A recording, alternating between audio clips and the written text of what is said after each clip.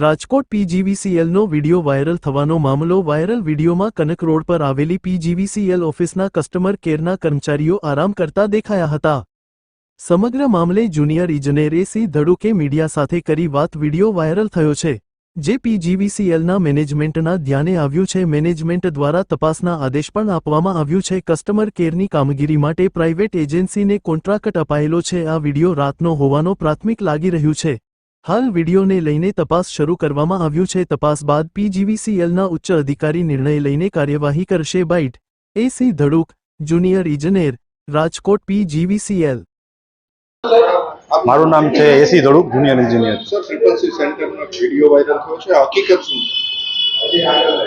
Video viral થયો છે કાલે ધ્યાનમાં આવેલું છે, બરાબર છે। એના માટે ઇન્ક્વાયરી બી આપેલી છે અને એના માટે તપાસ ચાલુ છે અત્યારે।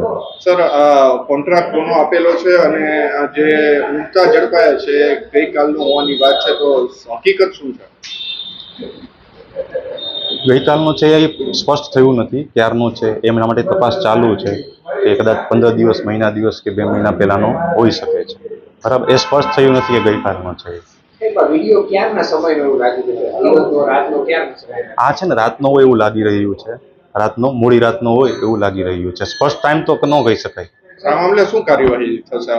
આ મામલે છે ને એ અમારા ઉપલા અધિકારીઓ છે એ કાર્યવાહી કરશે।